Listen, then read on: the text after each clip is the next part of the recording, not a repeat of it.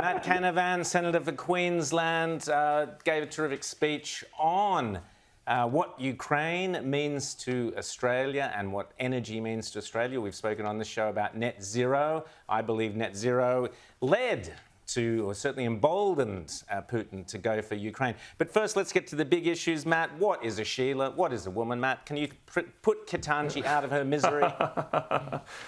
Well, I can tell you, Rowan, I am not a woman, so maybe I can answer it in the negative. Babies. That'll do, hey? But that'll do. Yeah, no, that's right. I don't have any anatomy necessary. So.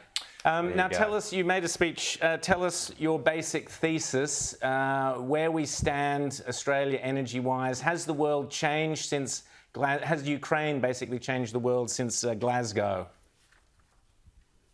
Well, the world hasn't changed in terms of energy because of Glasgow, but what Glasgow has done, as you have highlighted, is that it has encouraged authoritarian and thuggish governments like Russia's Vladimir Putin's government to bully and threaten other nations. You've got the absurd situation right now where Europe is united in seeking to combat this barbaric invasion of Ukraine, yet they continue to pay Vladimir Putin's Russia more than $1 billion a day for coal, oil and gas. Maybe next week that'll be in rubles, apparently. They'll be paying that in rubles. But they're financing this war. And they're financing that war because they have failed to develop their own resources, failed to plan for the energy they need to survive. And now they find themselves in this vulnerable state. Now, my message here to Australia is we need to make sure that we can keep countries in our region connected to ourselves to protect our collective security. We have great ability to export and develop our natural resources to other like-minded countries. But if we don't do that, if we don't develop our resources, countries like India, countries in Southeast Asia will seek to go to countries like Russia, and they won't be in our collective security orbit. So you can say right now, Rowan, that our net zero policies are risking our national security, that net zero weakens our defence, that net zero weakens our alliances in our regions, and that's why it should be scrapped. Absolutely, James. And I want to talk about that national security issue. Now we, I think, only have 2 oil refineries left in this country, at Brisbane and in Geelong. What is the fate of those under net zero? And specifically, if Labor comes to power in May, what happens to that? Does that leave Australia eventually very soon without any capacity to refine oil ourselves? Well, the Labor Party hasn't received enough scrutiny, James, and we're starting to see a little bit of that over the past fortnight on Albo and the Mean Girls saga. But there also needs to be scrutiny on what Labor announced just before Christmas. They dropped just before Christmas their climate policy. And under that policy, 215 businesses in Australia face a carbon tax. They will be required to buy more and more carbon permits every year until we get to net zero. That's a tax. Those carbon permits cost money. 2 of those 215 businesses just happen to be our last 2 oil refineries in Brisbane and Geelong.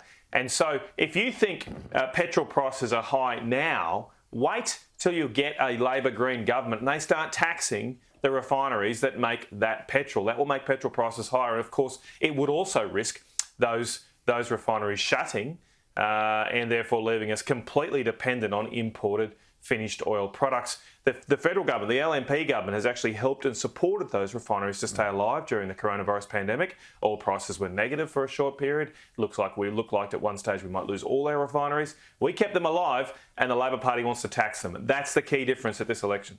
Rita.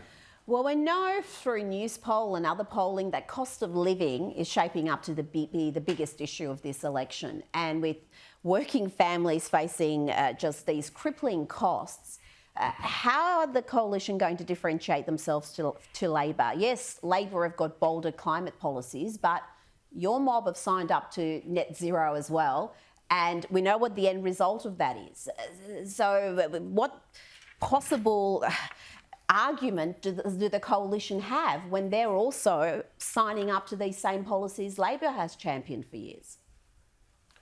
Well, we're not signing up to a tax policy, a carbon tax policy. That won't be happening, and we won't be taxing our refineries. And I'm not going to forecast or foreshadow what Josh might announce this week in the budget in regards to But if you want to living get cost to net issues. zero, But there's you a may more have general to tax point here. them. You may have to see prices rise so people get forced into electric vehicles. I mean, if you've signed up to this policy without knowing how you're going to get there, and maybe taxes are part of the equation, who knows? Well, Rita, as I've said, I'll vote against every net zero policy known to man. I will do that in the Senate, and I'm up for election.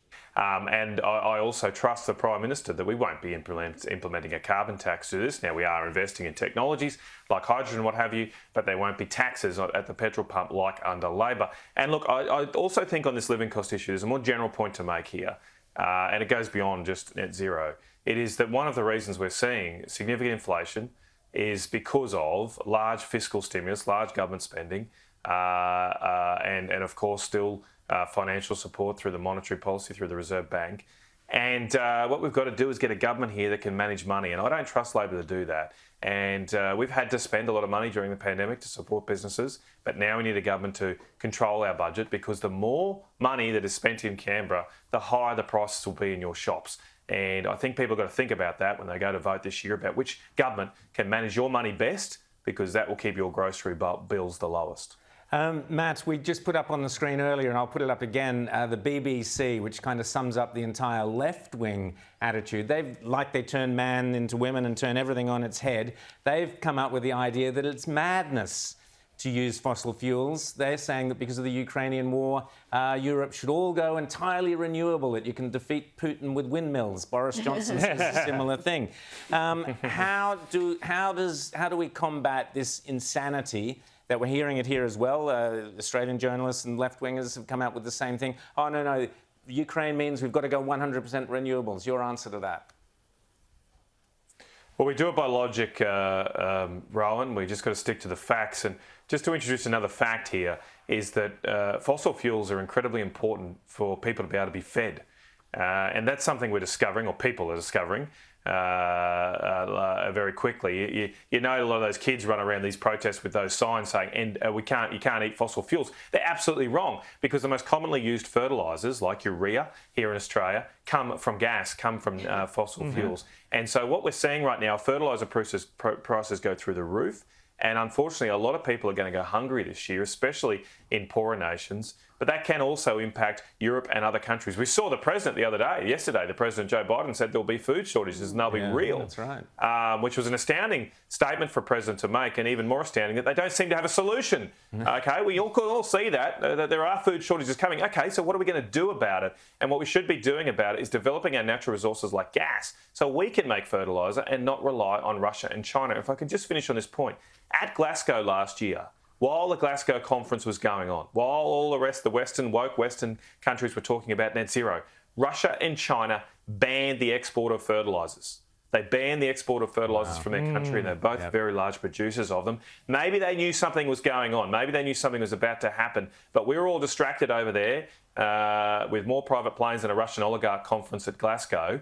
And Russia and China were looking after their food security. Well, it's about time we forget these fairy tales that we've been telling ourselves for the past few years, like we can power ourselves from wind turbines, and focus on reality, focus on what matters, so we can be fed and so that we can keep the lights on. And I would reiterate what you said earlier, Matt. As far as I'm concerned, it is a choice between national security or net zero. That is the real choice that people have to make. Matt Canavan, thanks so much for coming on Outside. It's always great to see you.